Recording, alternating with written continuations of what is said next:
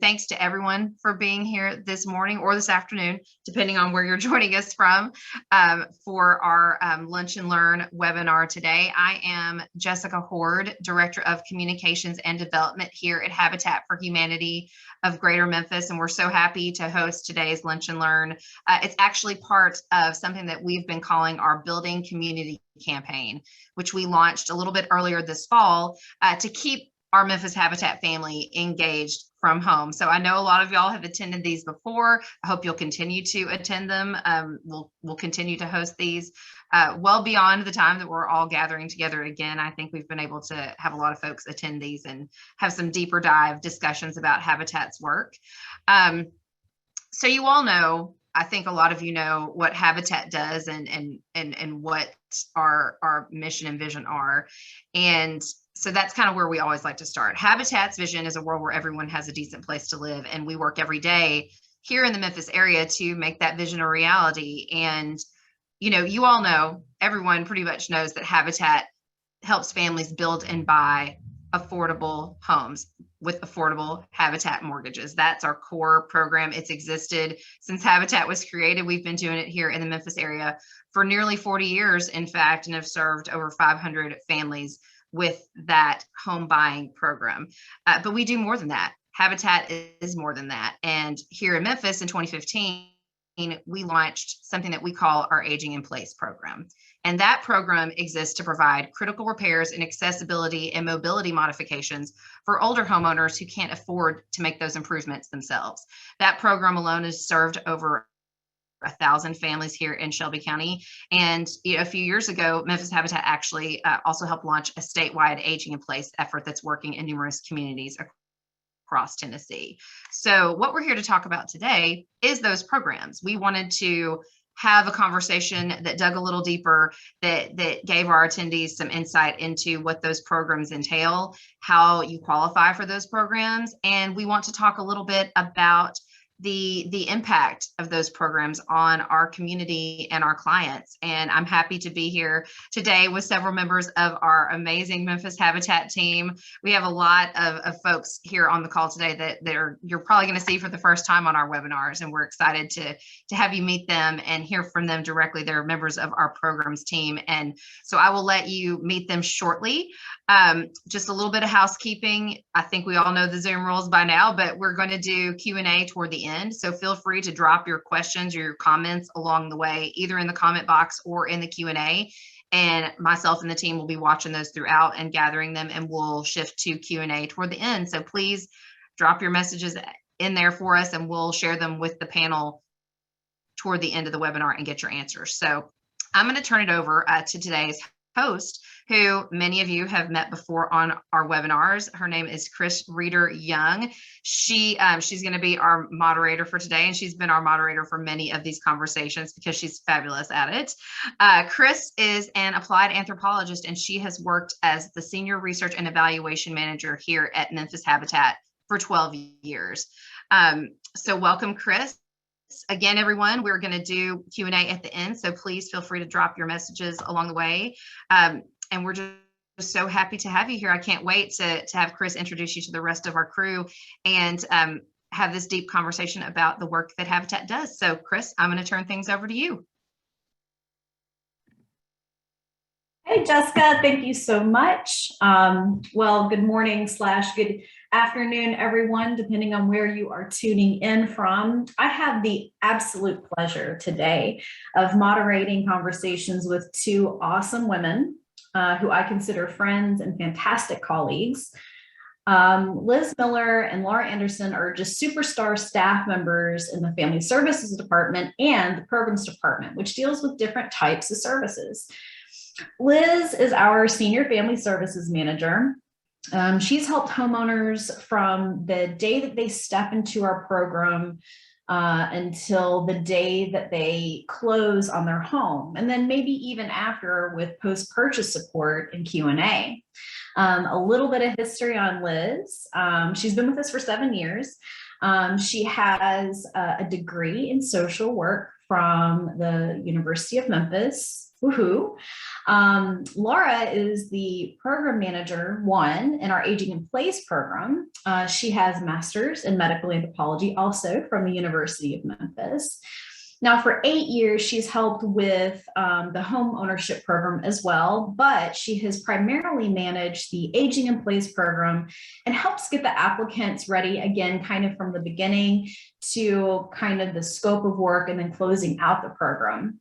But another cool part of her job is that she is leading and managing the Capable program as part of our Aging in Place work. And Laura is going to share the details of that and what that is.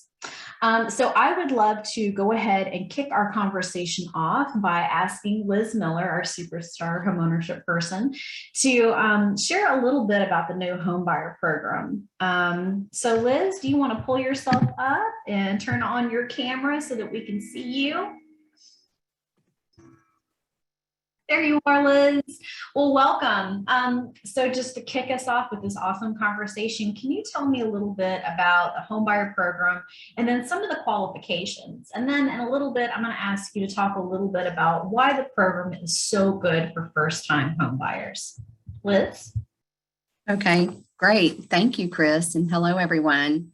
So I always feel honored that I'm the one that gets to help our homebuyers through the process of buying a Habitat home all the way to the closing table where I get to hand them the keys and celebrate in that joyous day. So there are a few things that Habitat homebuyers have to qualify for. So one of them is a mortgage. So the way that Habitat for Humanity makes this affordable is we offer a 0% interest rate mortgage. So the payment, and there's Greg Webb, knocking on my window while I'm trying to explain this to you guys. So anyway, so our tenant, the 3 tenets to the Habitat program are having a need for housing, partnering with Habitat, and the ability to pay us back. So having a need, demonstrating a need is about, a lot of our home buyers are living in substandard conditions. Maybe they're homeless, meaning they live with a relative, or they're just in an overcrowded situation or cost burden. We see a lot of our home buyers now coming through with paying very high rent for very substandard housing. So, and then also having a willingness to partner with Habitat. So we offer 12 weeks of homebuyer education classes, and we require them to complete sweat equity requirements, which is 350 hours of sweat equity, where they can work on their own homes, volunteer over at the Restore, and also have a $2,000 down payment ready for closing. So, and then pay us back. So part of the Habitat program is to offer a 0% mortgage, and they have to qualify for that. So with our program, the 12 weeks of homebuyer education classes are offered here. So once they apply, they will attend those classes and while their house is being built. Chris, do you have, or Kim, do you have the website where we can show how to access our program? So our program is, we have our orientation now on our website, and our orientation, our website address is memphishabitat.com. So you can see, you will click on the Homebuyer Orientation session. It's a 20-minute video where we explain the entire Homebuyer program. And at the end of the program, they have to take a quiz so we can capture their information and know that they've watched the orientation. And then we will send the application via email. And once they do that, they will turn their application in to us, and we will start the process of partnering with them.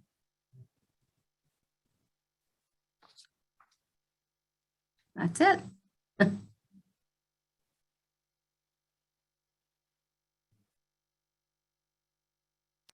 You're muted, Chris. Thank you. You think I would have learned after all the time of being on virtual calls. So it's really great to kind of set the foundation on how we're able to reach people who need our help the most, people who are right at that point where they're ready to buy a home, that may not be able to really qualify in more conventional settings. I would love to give Laura a chance to go over the AIP program. And if you wouldn't mind, Laura, going over a little bit of the Capable program and how the Capable program is a little bit different from AIP. Liz, thank you so much. And I've got some questions for you later. Laura? Sure. Hi, everybody. I'm Laura Anderson, as Chris said, and I'm here to talk about our Aging in Place programs, the couple programs that we offer. Habitat, of course, is known for its new building, building new homes. And we recognized years ago that there was a dire need for home repairs and modifications in the homes of our seniors who are on a limited income typically and cannot afford the sort of a level of repairs and modifications needed so that they can stay in their home. And that is really the big defining goal of these programs, is to keep our seniors comfortable and independent in their homes. That's where they want to be. That's where they're independent and where they're comfortable. And so that's a big defining feature of it.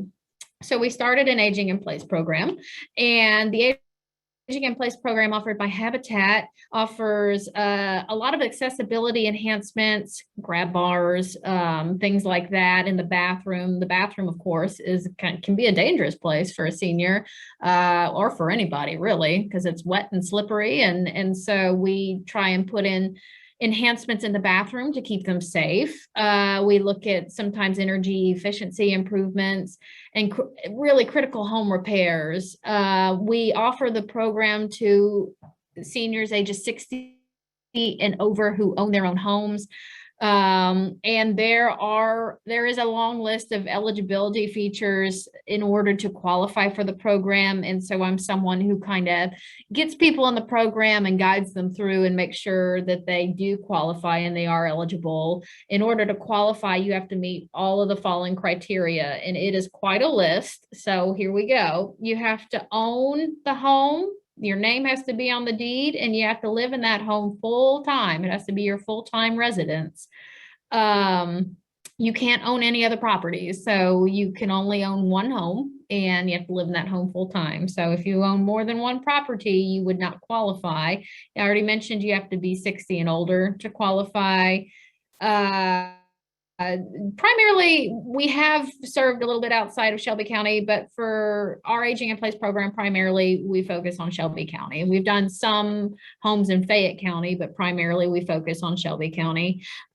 Your taxes have to be current. So of course there are city and county taxes, and they both have to be current. Your mortgage has to be current. Or of course, some people have lived in their homes for so many years, they no longer have a mortgage. And so that's not something they have to worry about because there's no longer a mortgage on the home. The home has to fall within the services and the budget of the program. And that can be a tricky one sometimes because we go and do a full assessment on the home. Every home is different. I get asked all the time, what do you do? And the answer is, it depends. Everyone is going to have a different critical need, and Aging in Place really focuses on the most critical needs in the home. And so one thing we look at is, do they have critical needs? We have occasionally gone into homes that really are looking pretty good and don't actually have critical needs that the funding sources will cover. And on the flip side, we go into homes that have so many issues that it just goes way outside the budget, and there's no way we can serve the home because we just don't have the amount of funding needed to serve the home in a way that is going to improve the life of the homeowner. Sometimes the homes are so dangerous that we have a social worker on staff who tries to work with the client or applicant to get them into maybe a safer space, because if the home is about to collapse, that's not good. And we try to be well-rounded and really, look at all sides of things. As far as other eligibility factors, you have to be within a certain income guideline. If your income is too high, you won't qualify. So just to give you an idea, for a household of one person, maximum income would be $28,860. And we have to stick to those. There's no wiggle room there. So if they make $28,870, they would be denied for the program. For a family of two, it's $33,000, and it keeps going up. So, you know, we have to stay within those income guidelines. There has to be proof of ownership in the property. Oh, there it is. That's a good graph. We have to stick to those. There's no way out of that. That is the guidelines we stick to as far as income. There has to be proof of ownership of the property. That's usually easy to come by because it's all on the assessor's website.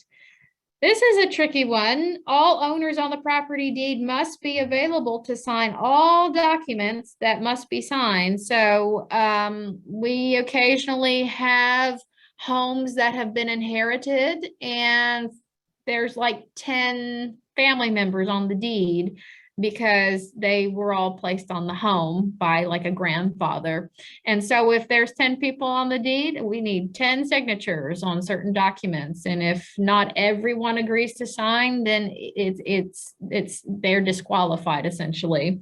Likewise, sometimes we'll have parents, you know, the parents will put all their children on there, and if not all the children will sign the documents that we need, then they're disqualified for that reason. They have to provide documentation to prove their identity, their age, of course, because they have to be at least 60, their residency, and their income. So that's a very basic part of it. And we in this department, we guide them through that, help them get the help they need to provide, you know, the information they need. So sometimes it's helping them navigate, you know, contacting the Social Security office to get a new letter that, or contacting the appropriate places to get like a brand new letter that proves their pension income, because it has to be dated with a current date. And then finally, all the information has to match across all the documents. This is interesting because, of course, a lot of our applicants are women, and a lot of them have been married at least once, sometimes more than once. And so their names have changed many times throughout their lives sometimes. And so maybe they bought the home as Mary Smith, and then they got married, and then they became Mary Brown, and then maybe they even got married again and they became, you know, Mary Clarence. So that can get interesting. And that point, we start helping them reach out for things like marriage certificates or death certificates or any certificates that can show that this person, Mary Smith, was also Mary Clarence and Mary Brown. It can get complicated, but that's why we're here. We're here to serve our community, and we have just learned how to deal with a system to help them get what they need, and we're pretty successful usually. Let's see, as far as what kind of work will be done, Kim, if you could probably go on and show some of the pictures of what we do, because what I really want to drive home to anybody who applies to the program is we do critical repairs and modifications only. We cannot do anything cosmetic. The funding sources do not allow for cosmetic things. So we don't do carpet, we don't paint, we don't install new cabinets. What we're looking at here that Kim has pulled up is bathroom work. So bathrooms are a kind of a dangerous place, no matter what age you are. I mean, I have small children, and I'm nervous when they're in the bathroom because it's slippery and I'm terrified they're going to fall. And the same for our seniors. It can be a treacherous place with the water on slick surfaces. And you can see there how the bathrooms kind of break down over the years. And so bathroom work is definitely considered critical repairs, as you can see here. And so a lot of things we do in the bathroom are like pull down showers. So a handheld shower so that you can pull it down to bathe. We'll put in like a chair in the bathtub, so that sometimes a transfer bench to help them get in a safe manner, or sometimes just a chair with a back to it, and then they can sit in the bathtub in a chair and pull down the shower. Grab bars are a huge thing. Sometimes, like up to 3 grab bars, one in the shower, one by the toilet, and then another one on the shower. So we're trying to make sure that they don't fall. Falls are, of course, a terrible thing to happen to a senior. It's hard to come back from. And so we are really focused on safety and accessibility. So that's for bathroom work. Were there other pictures, Kim? Yeah, there's more there. Yeah. We do a lot of toilets. We very, very often install an ADA style toilet. It's like a comfort height toilet. It's easy to sit on, easy to get up from, and we have grab bars all around. And that is, again, to maintain their safety. You can see the grab bar there by the toilet, and that's an ADA high-rise toilet. Just trying to keep them safe and keep them comfortable and keep them independent. So those are some excellent examples of what we would consider critical repairs and accessibility modifications. We do other things for accessibility, sometimes like wheelchair ramps. Oh, here's some good ones. Again, focusing on critical repairs. You can see how there's exterior repairs we sometimes do as well. It's sometimes new siding, very often new roofs. If the roof is about to collapse, it is absolutely paramount that we focus on that roof. So we do an awful lot of roofs, a ton of roofs, because if the roof collapses, it's all over. And so most people understand that very quickly, that the roof is the hat of the home, and if that collapses, then it's big trouble. And so I'm trying to think of other things. Wheelchair ramps, water leaks we look at, things like that. Oh yeah, if a floor is cracking and about to give way, we'll go under there and fix the floor. That is a very dangerous element in a home if you're a senior with mobility issues, is a floor that could cause you to trip and fall. And so we do quite a bit of going under and fixing the floor and putting down new vinyl that's smooth so that they will be safe. As far as what we don't do, I already mentioned cosmetic work is not covered. We don't paint, we don't install cabinets, we don't install appliances. We don't do repair trim work. If it's at all cosmetic in nature, it's X'd off immediately. We usually hit the top of the budget for the home on those critical repairs alone anyways. So yeah, right there highlighted. We have to stick to critical repairs or we would run out of money real fast, because we just have to focus on what is most crucial for the client, and they understand that. And then a good question is, what's the cost? Well, we are grant funded. So people who go through the program, they pay a one-time fee of $19. That's all they should have to pay. We walk them through the grant repayment. So they sign something called a restricted covenant. And it is a covenant that states as long as they remain in the home for 5 years and don't sell the home to make a profit, this program is free to them and they owe nothing back. Now, if they were to sell the home at any point in that 5 years, they might owe a portion back to Habitat if they made a profit off selling the home. You kind of assume that most people will make some profit off selling the home, but maybe some won't if they're still paying a mortgage, but it just depends on the situation. So what you see here is a breakdown on this chart here of what someone would owe if they were to sell the home and make a profit off of it within that 5-year deed restriction time. So if they were to sell the home before a year was even up after we do work in the home, they might owe 100% back. So if we put 10,000 into it, they would owe 10,000 back. Every year that passes, that number drops 20%. You'll see at 5 years, once 5 years have passed, they're at zero. So if they wanted to sell their home at that point, they would owe zero. It's like the restriction kind of disappears and they can do whatever they want. And we no longer really care. We're satisfied that they got into the program for the right reasons.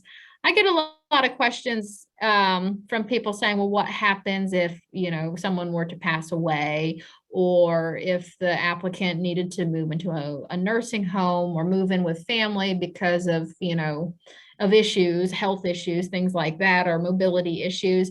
And that's generally something we kind of look at case by case. If someone were to pass away, we usually waive that deed restriction. We understand that that's just a part of life. And if they need to move into, an assisted facility, then we understand it as well. And that's all I have for me right now. Yeah, that's awesome, Laura. Thank you so much. That was very thorough. And I always like to share images as well when I do presentations, because I think that in addition to kind of demonstrating need with the homeownership program, seeing some of the things that older adults go through with their aging housing stock is very, very significant. So I appreciate the images. We understand very clearly that where we live impacts our well-being and our health and our joy. And it's not just the zip code, it's a housing level experience and a neighborhood level experience as well.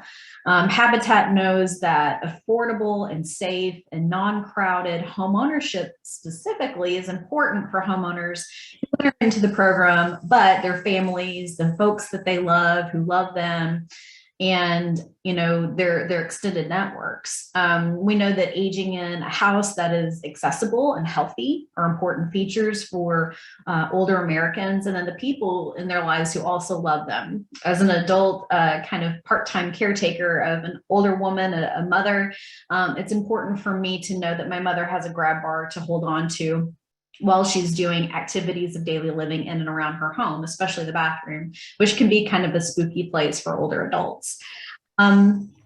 We also know that the work that we're doing isn't just impacting families, older adults, new homeowners, but we know that it's impacting neighborhoods and the city of Memphis as well, that we're getting those tertiary benefits as well. I have the awesome privilege of talking to homeowners from both of your programs. As part of the impact evaluations that I do here at Habitat, I get firsthand accounts, just like the two of you, about how people's lives are changing, during the program and after the program. And so I want to be able to kind of extend that opportunity to folks who are listening in today, that they can hear some of the firsthand accounts or some of the stories that we all get to be part of. And hear kind of the changes that are made. So I'm going to bounce it back to Liz. And, of course, these homeowner stories, whether we put them in print or on our website or we share during webinars, we always get consent before we share that. We always get, narrator consent.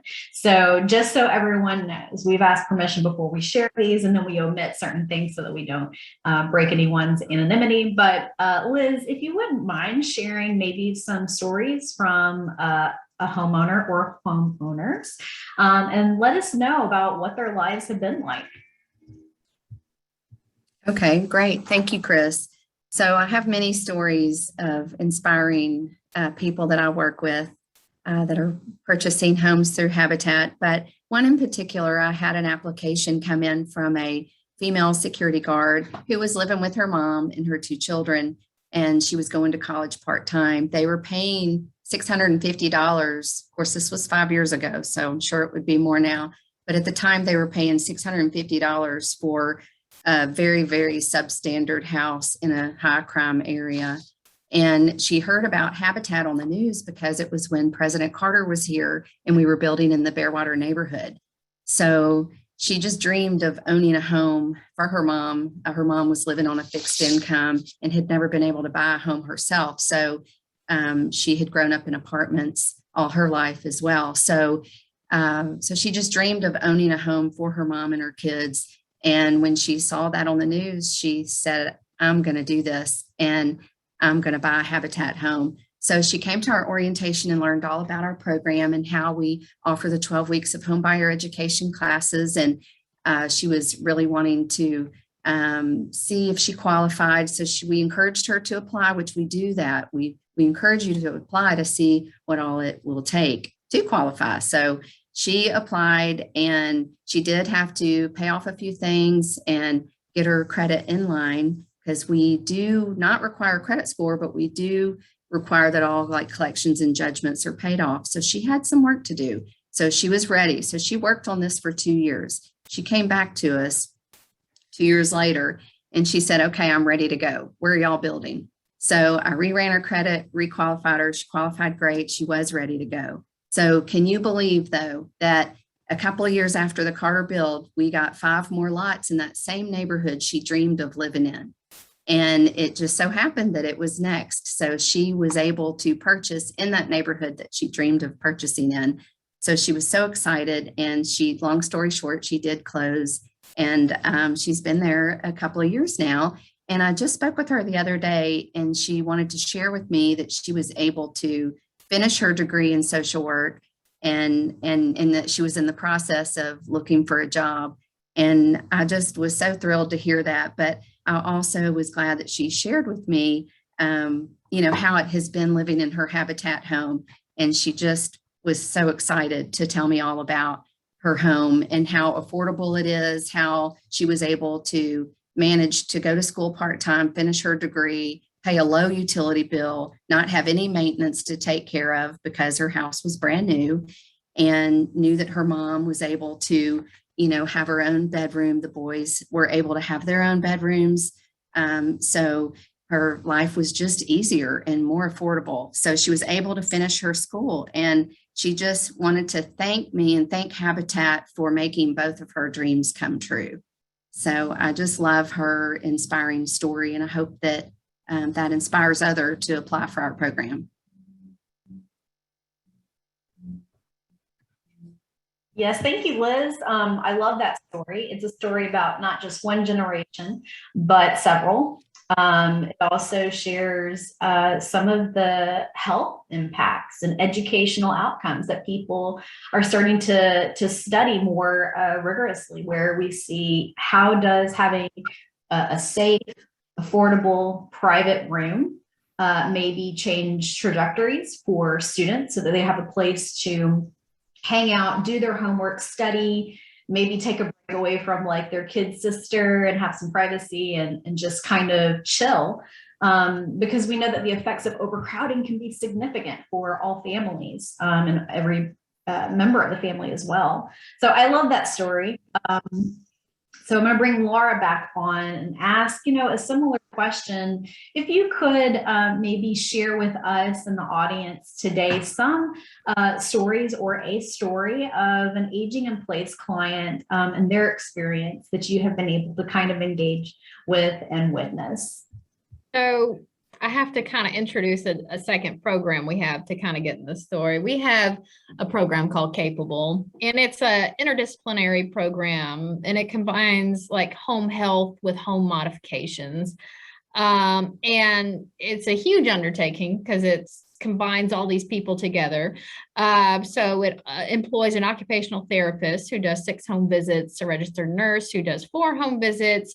And of course, we have our construction team who fills in for the home modifications and repairs. And our Capable program is kind of a huge undertaking. It's a hybrid program where we combine those aging in place critical repairs with the Capable process itself. And so anyways, so I don't take up too much time, one of the people who enrolled in our Capable program was named Ralph, and he had a tireless advocate in his daughter, and his daughter had reached out to us multiple times. So in order to apply to Aging in Place program, you call a hotline, and I think she had called in a couple times, and I talked earlier about the funding, and the funding that we could provide at that time just did not cover the amount of modifications he needed. So Ralph was someone who he had his leg amputated, and so he was severely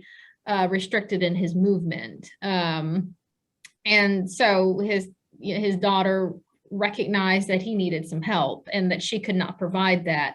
And so she kept reaching out. And then as luck would have it, she reached out at exactly the right time, at the exact time we were looking for people like Ralph, and we were looking for capable clients, and it just was perfect timing. And because Capable's budget was a little higher, and with the layered funding, we were able to enroll Ralph into our Capable program. And so not only were we able to do the amount of modifications that he needed, we were able to offer a more comprehensive program in which the OT could come in and really help him with, safety and mobility. He had issues getting into his bathroom. The door was extremely narrow and he had to be in a wheelchair or a walker. Well, he was really very, very restricted in that wheelchair and with these very narrow doors. And so we were able to widen the doors. We had the funding to do that.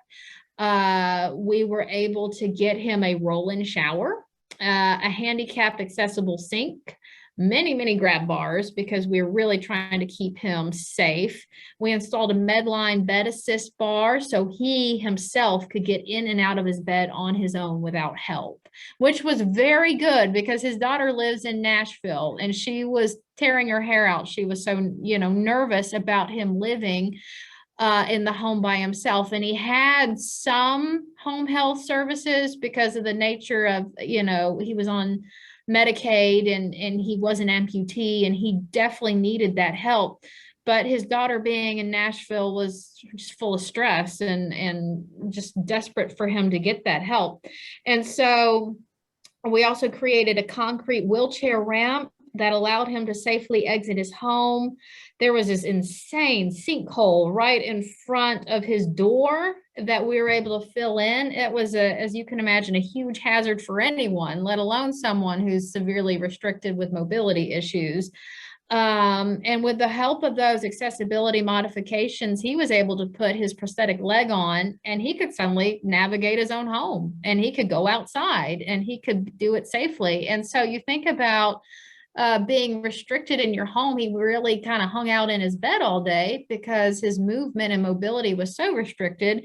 And we created, a home in which he could move in and out of the bathroom on his own and get in and out of the bed on his own and walk up and down the hallway on his own and get out of the house on his own. And suddenly he was not a captive in his own home anymore. And he bonded really well with our occupational therapist and our registered nurse, and they worked really hard with him to help him accomplish his goals in, gaining that mobility and being safe. And they insisted on, additional things, reachers and non-slip bath mats, shower caddies, little things that we wouldn't have thought of that they thought of because of how comprehensive the program is.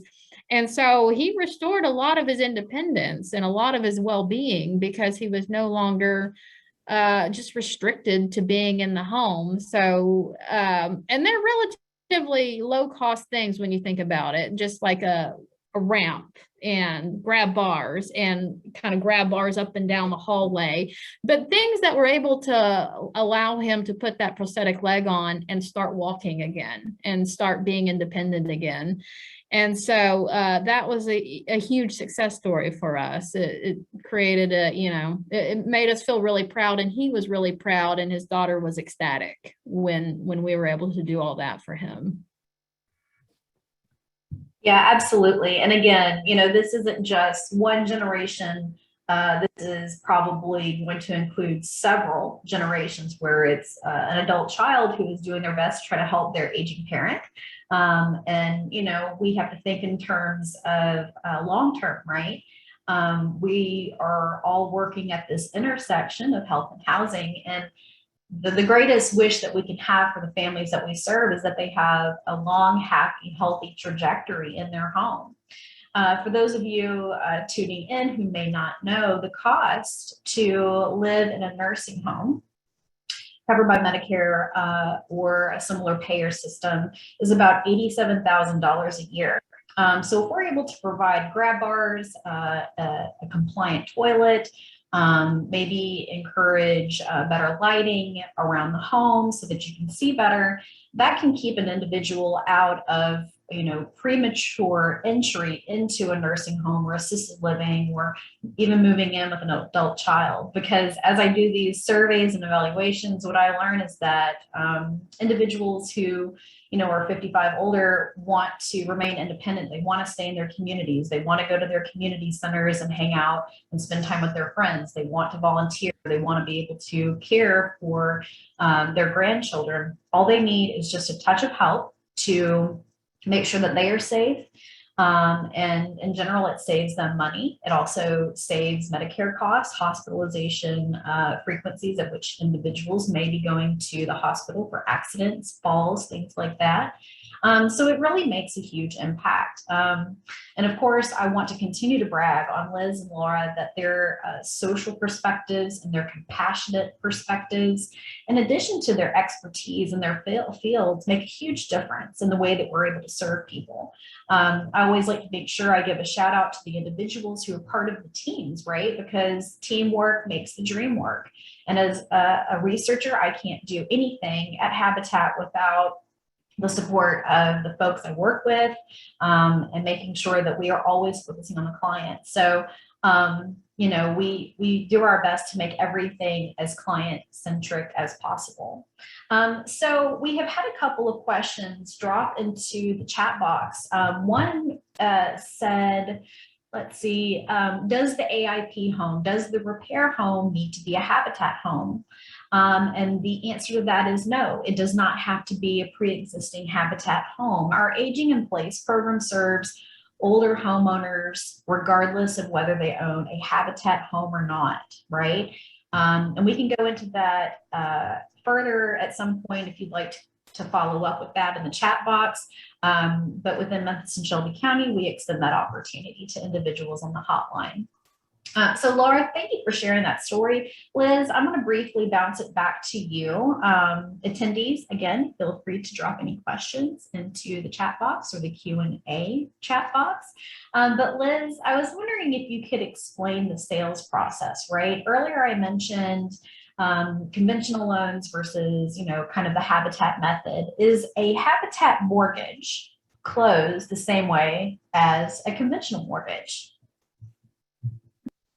Yes, it does. It is still a 30-year mortgage. They sign a deed of trust and note at closing, just like anyone else that closes on a mortgage loan. So the difference with the Habitat mortgage is that it is a 0% mortgage. That's how we do make it affordable. Thank you. I remember when I was buying my home, I ran to your office frequently because that process can be overwhelming.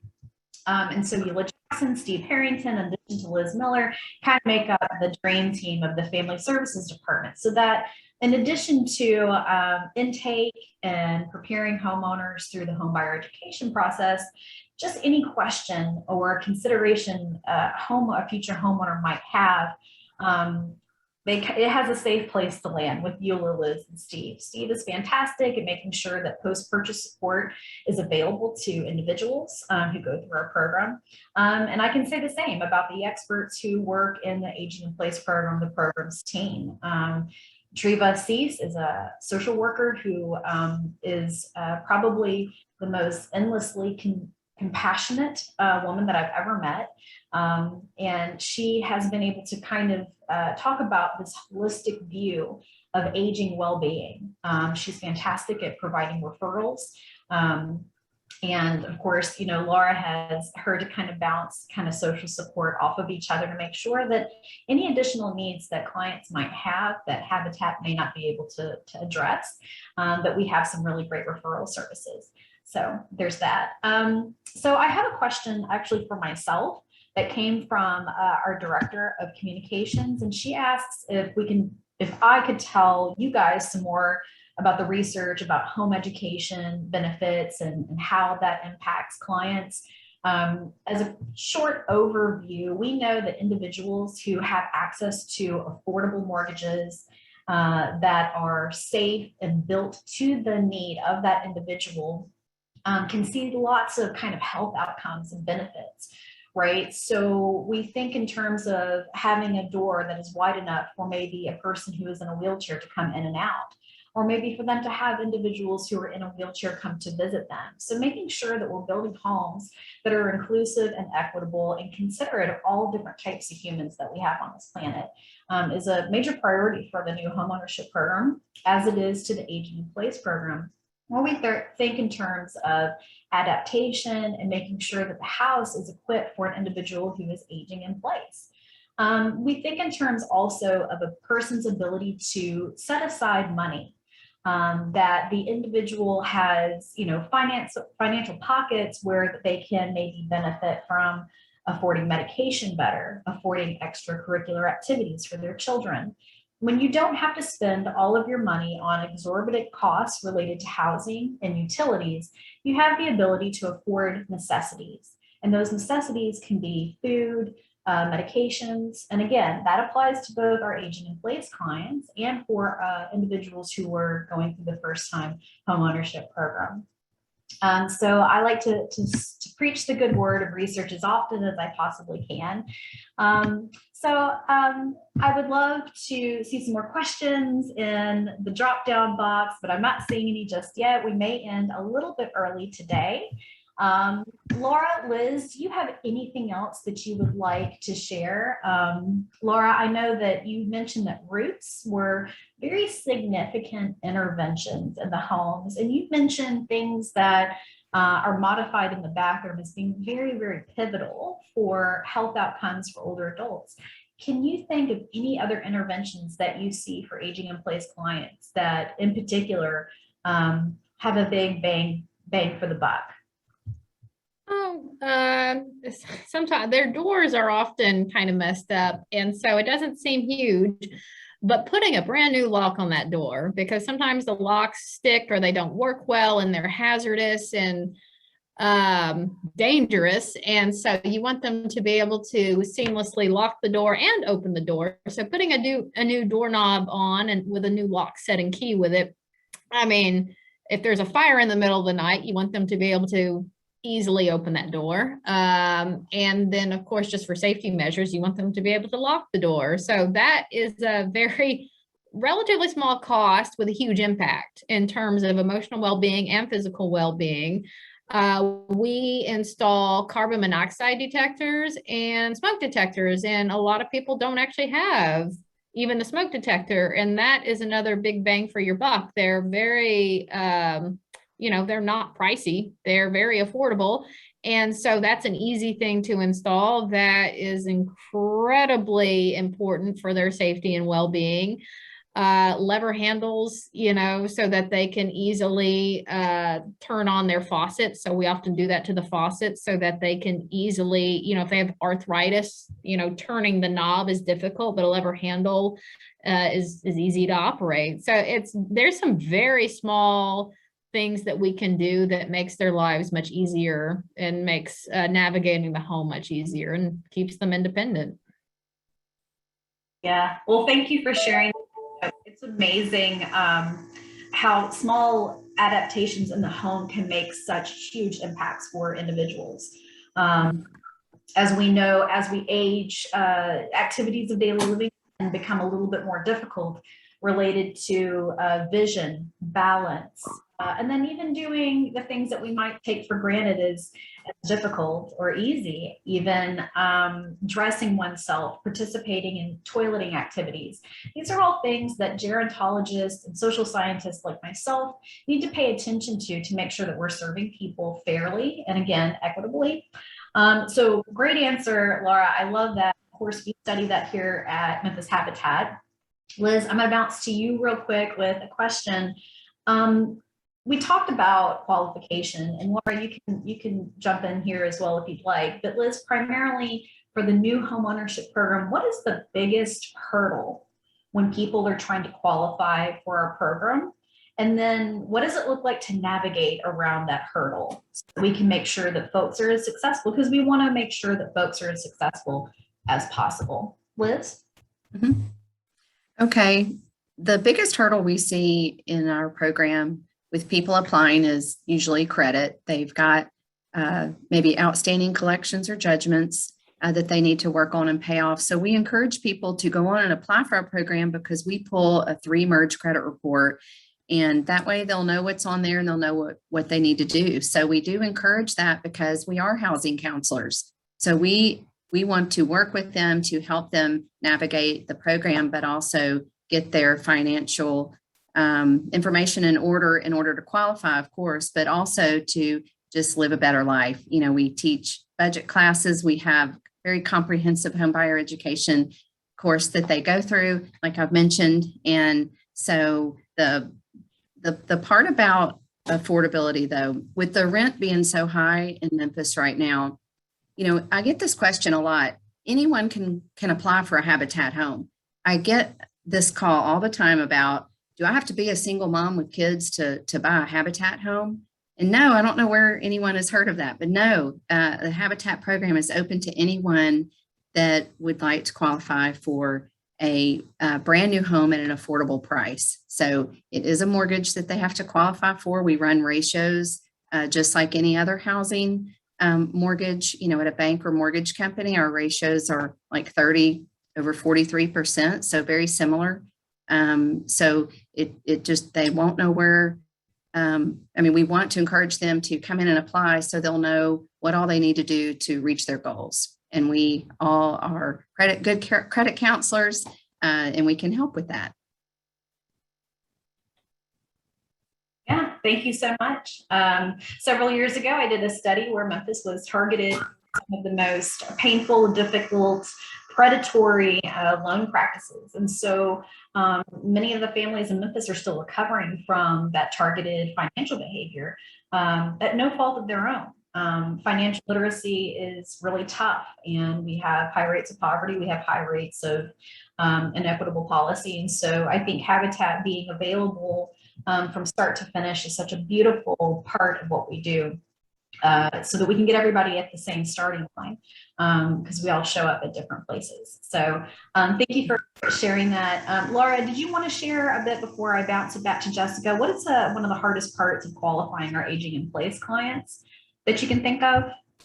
Oh, we require a good bit of documentation, and getting that documentation can be difficult for our seniors. Things that are kind of second nature to us, like scanning and emailing and texting, you know, that sort of getting that sort of documentation through those modes of technology. It's kind of second hat to us, but for our seniors, it's a new world that maybe not all of them are accustomed to. So helping them navigate getting those documents that they have to qualify. Sometimes it means reaching out to their children or their grandchildren, and then they usually kind of save the day and come through for us, and they'll text me or, you know, email me things that they need, or help their grandparents or their parents go and fax things to us. So that's often a huge hurdle, is just getting all the documents we need. And then there's always some weird issues, tricky issues that we come across that we just deal with and help them through and do our best to get past. So it is quite a process, but we're happy to help them in any way we can, and we help as much as humanly possible. Yeah, absolutely. And navigating that process is very challenging. So it's wonderful to know that we have such fantastic humans on staff, that they do their absolute due diligence to make sure that as many clients as possible are prepared and ready and successful. And with that, I want to thank the two of you ladies for joining me today. Thank you for allowing me to moderate. I would like to pass it back to Jessica. She will close us out with a couple of items, but I hope each and every one of you have a wonderful, wonderful, wonderful day. Thank you so much.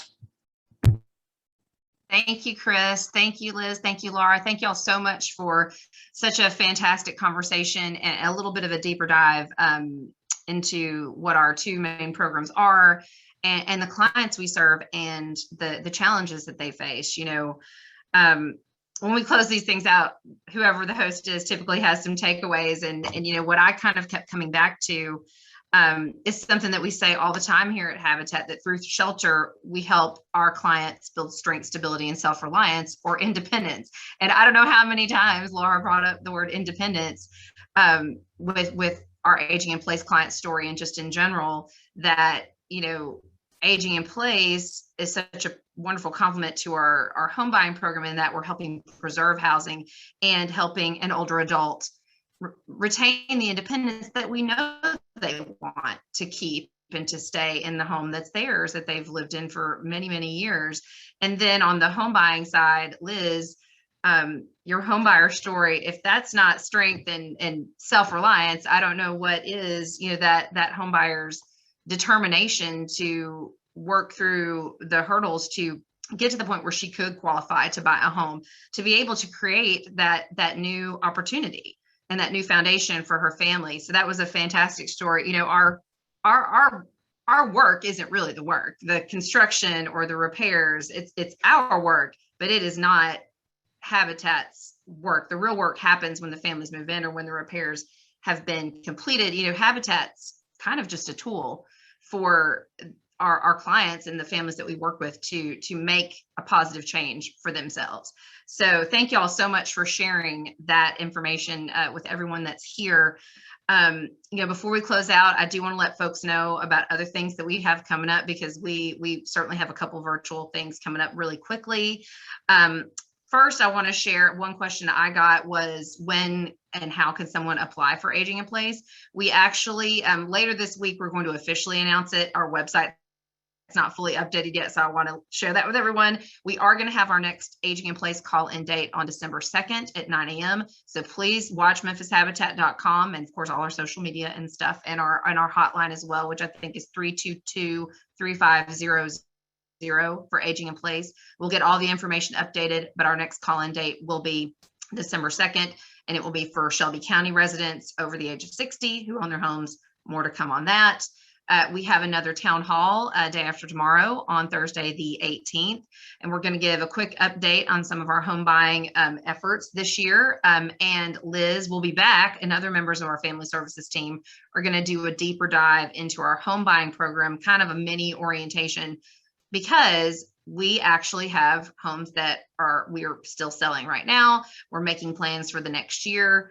We want to give folks an opportunity to learn more about the program, so they can, our attendees and our members of the Habitat family can help spread the word to folks that might qualify or might want to apply and look into the program. So town hall is Thursday, December 2nd, again, is aging in place call-in. We are tentatively slated for a homebuyer celebration on Saturday, December 4th. It will be virtual, so more to come on that. We actually have some openings. You saw quite a few of our staff members here. Our team is wonderful. Habitat Memphis is a wonderful place to work. We are looking for some new team members to join our family and our construction team, and our family services team as a mortgage loan specialist, and our restore team, some drivers and associates. So all that information is on our website too, memphishabitat.com, I think. And finally, if you enjoyed what you saw here, if you want to attend more of these things, you want to keep up to date on what we're doing at Memphis Habitat, please go to memphishabitat.com/email sign up, all one word. Go to memphishabitat.com, sign up for our email updates. That's where we push the information out and share it with our Habitat family. And finally, I did say finally, but finally, part two, I would be remiss if I didn't remind everyone here that we are always looking for support from Memphis Habitat. The programs that we have here are impactful, as you've heard. So we are always seeking contributions. So if you want to learn more about that, feel free to reach out to me. We certainly could use it, and it would certainly be put to great use to serve our families. So thank you all again for attending our webinar, our Lunch and Learn, our Lunch and Zoom today. And we hope to see you at another event later this week or soon. So that's it for us today. Thank y'all all so much, and hope you have a great day.